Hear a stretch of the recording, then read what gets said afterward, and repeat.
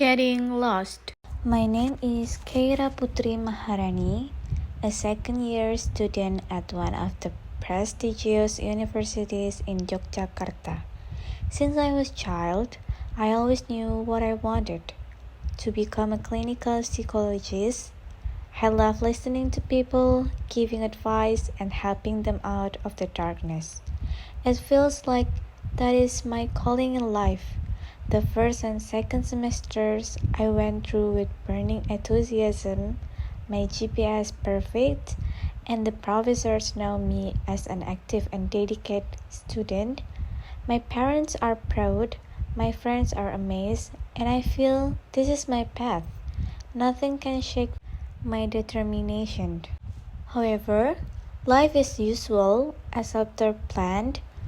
Entering the third semesters, I started to feel a different kind of burden.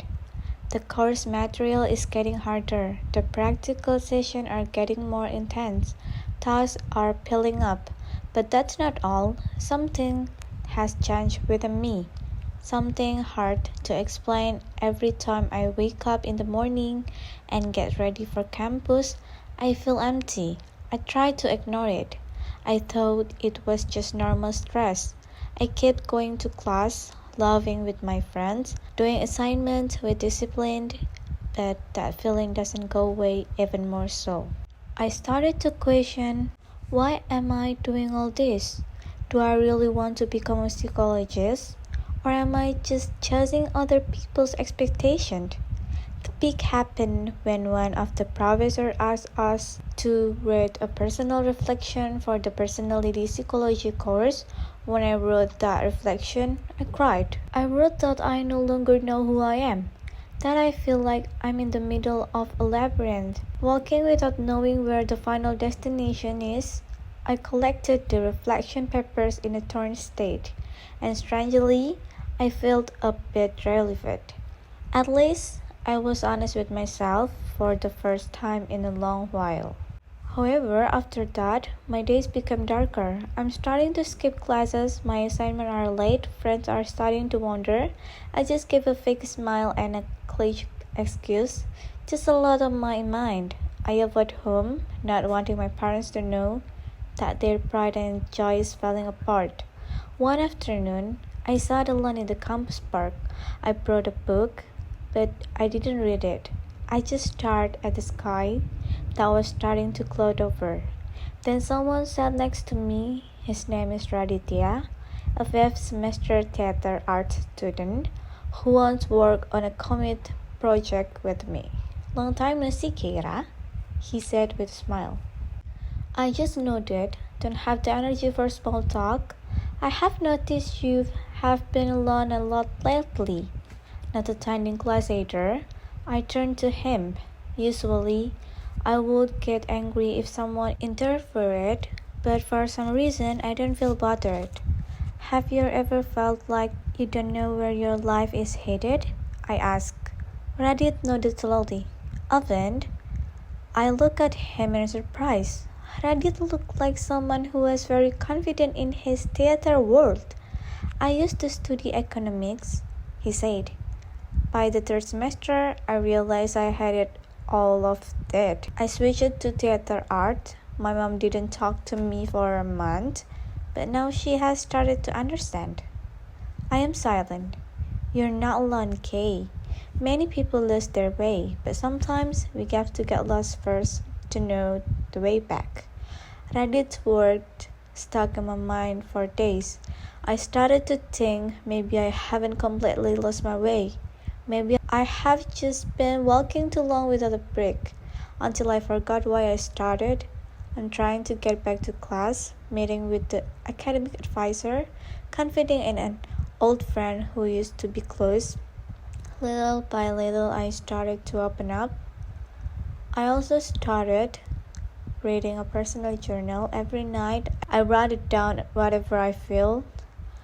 No filter, no censorship. Writing makes me feel a bit relieved.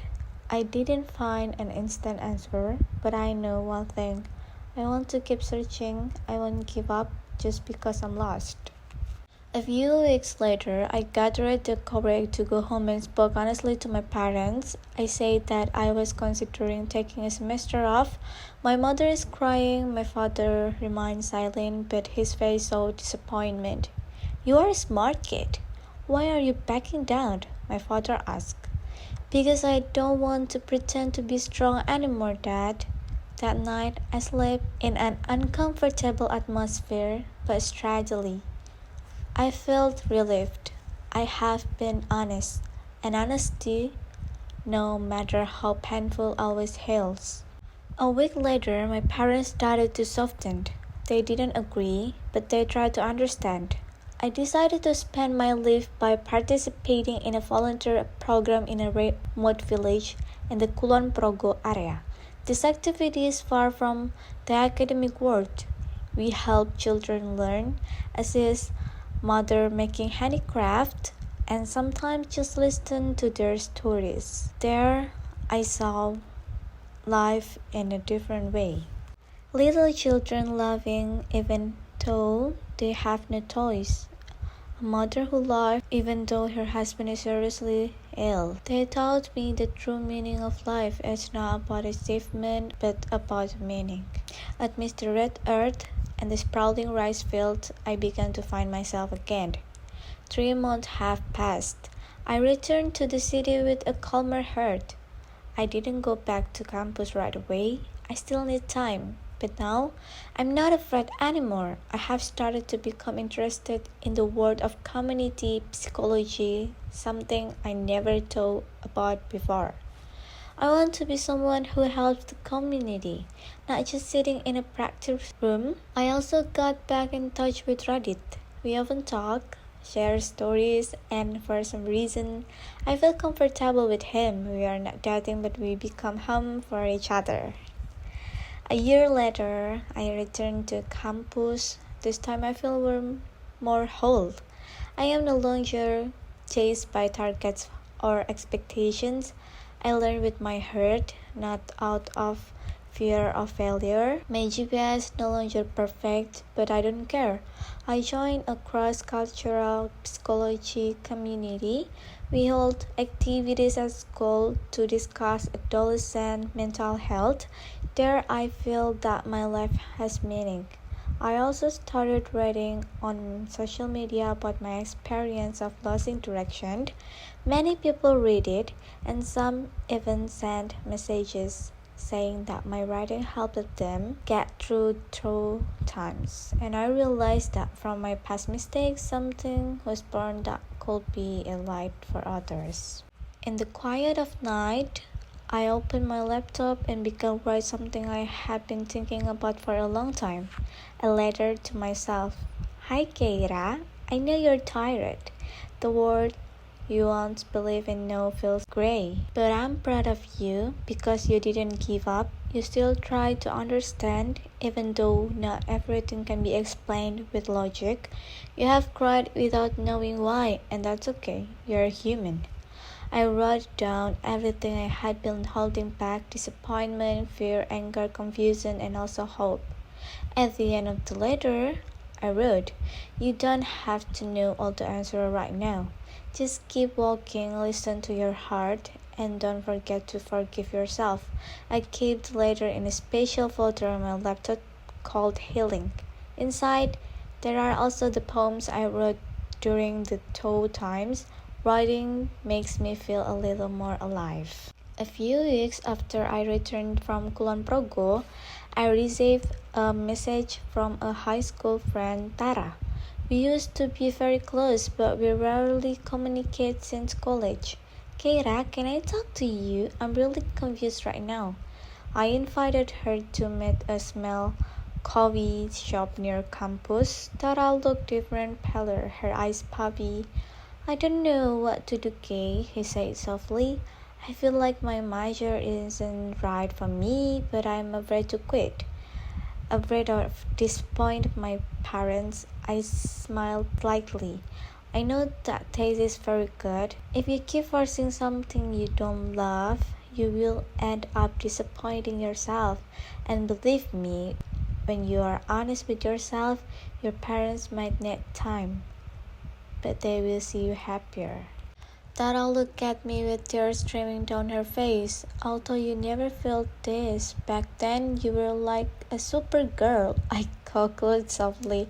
I used to think that way too, until I realized that even super girls can fall. One of the hardest steps I took was signing up for a campus counseling session. As a psychology student, I know the importance of professional help, but accepting that I also need it is not easy. My campus psychologist, Miss Nira, is a middle-aged woman with a always gentle face and her calm voice.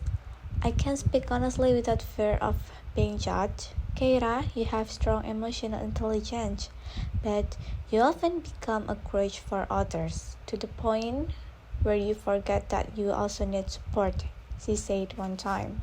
The words pierced, but it also made me realize I had been a listener for too long without ever truly being listened to. The counseling session became a place where I learned to heal myself, slowly but surely. There I learned that sometimes what we need is not an answer, but the courage to ask again who I am really. I am becoming more active in the cross-cultural psychology community. One of our programs is to accompany high school students in weekly mental health sessions. This is where I truly feel the impact of my personal experience. One day, a student named Alika approached me after the session ended. She's quiet, but when we talk one-on-one, she said, "Sis, I feel like my life is empty. I'm afraid everyone will leave. I held back tears because I feel like I'm looking in a mirror. Can I tell you something?" I asked. I used to be afraid of being alone too, but I learned one thing. Sometimes we have to be our own best friend first before we can feel the presence of others. Alika nodded. Our hands were holding each other. In her eyes, I saw hope, and that was enough to strengthen me again. My relationship with Radit is slowly becoming something warm, but not rushed. He is someone who gives me space, not pressure. We often discuss many things: movie, literature, philosophy, even trivial matters like the debate between milk, coffee, and pool tea. One night, he invited me to watch a theater performance where he was both the playwright and the director. "I wrote the script when I was feeling down thinking about you," he said while laughing. The show is about a girl who searches for her mother in the big city but ends up finding herself instead. I was mesmerized throughout the performance. Radit didn't write our story, but he wrote the same feeling. "Radit," I said after the performance was over, "sometimes I think you're part of my healing process." He looked at me with a faint smile. "I don't want to be a medicine K. I just want to accompany you in healing yourself." And at the moment I knew this was not a love like in romantic movies. This is about two souls who understand each other without needing many words. In my fourth year of college, I made an important decision. My thesis would discuss student experience in facing a quarter-life crisis. Because I have been there and I know how terrifying it is, I explained to my advisor, the thesis became a unique inner journey. I didn't just write data and theory, but also included reflective notes from personal experiences and other sources. Today, I was declared graduate with honors. I didn't cry out happiness. I cried because I finally managed to emerge from my darkest period. My mother hugged me tightly. My father, who was once disappointed, now smiled with pride. "You are not only smart but also strong," he said, and I, for the first time, truly believe in it. After graduating, I decided to take a year off before continuing my master's degree. I chose to work at an NGO that focuses on providing mental health support for teenagers in underprivileged areas. I traveled to many places, meeting many people, listening to more stories, and in between journeys, I kept writing. My first book, containing a collection of reflection and stories about healing, was published by an independent publisher. The title, Steps No Longer Certain. And when the book reached my hands for the first time, I cried, not because of sadness, but because of gratitude. That from those shaky steps, something meaningful was born. For those of you who are feeling lost, I want you to know you're not alone. The day after the publication of my book felt like a new chapter I had never anticipated. Uncertain Step may only contain a collection of reflections and personal experiences, but it turns out many people feel touched. Messages come in through social media.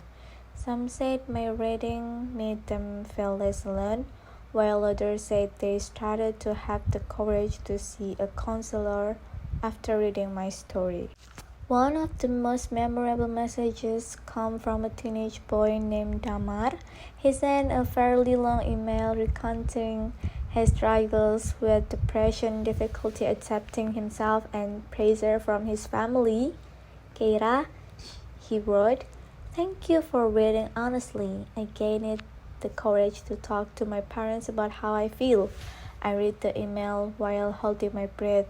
It felt like seeing my past self in his words. I replayed carefully with empathy and encouraged with the continue seeking professional help. Activities at the NGO continue in between trips to village and school.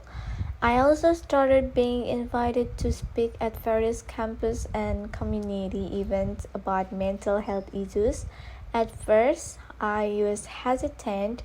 I'm not a professional psychologist, I thought, but it turns out that precisely because I have been my lowest point, my voice feels closer to being heard.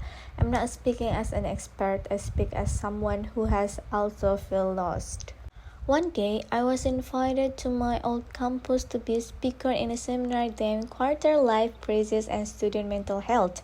Sitting on the stage of the auditorium that once felt grand and intimidating, I felt strange. Once, I was just an ordinary student who almost gave up. Now I stand in front of hundreds of students, speaking about the courage to admit that we are not okay. After the session ended, a female student approached me. Her face was still young, maybe in her second or third semester. She smiled hesitantly. "Keira, thank you." Her voice trembled. I cried earlier because it felt like I was experiencing everything you were talking about. I held her hand gently.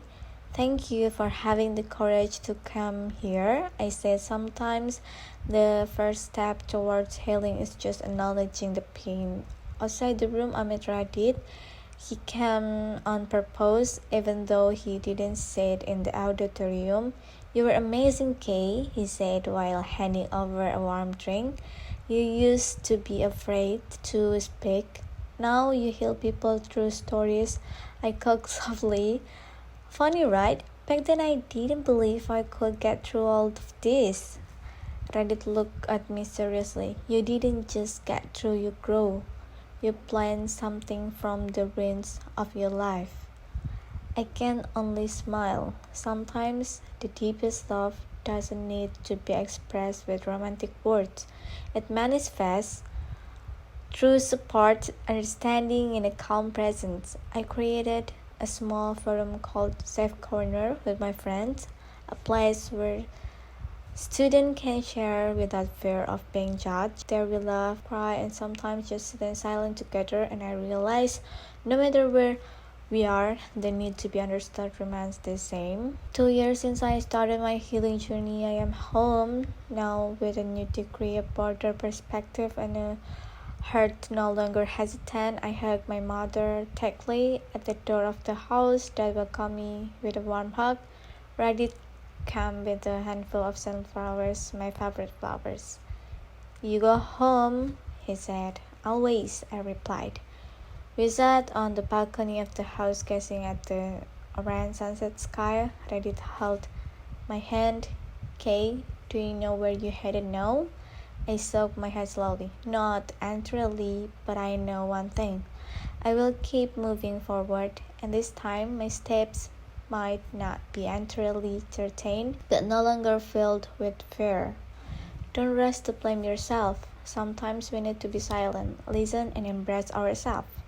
Because life is not a race to be fast to success, but a journey of finding meaning. And if you feel tired, take a break, not stopping, because every step, no matter how small, is part of your healing. Keep walking, because that light, slowly but surely, will find you. Losing your way is not the end. Instead, it is the beginning of a more honest journey. I don't know what my future will be like, but I'm not afraid because I have learned to walk even without a map. Because sometimes true direction is not found in GPS, but in the heart that dares to listen to its own whisper. I am Keira, a girl who once got lost, and now I am starting to find light in the dark. And if one day I get lost again, I know I will be okay.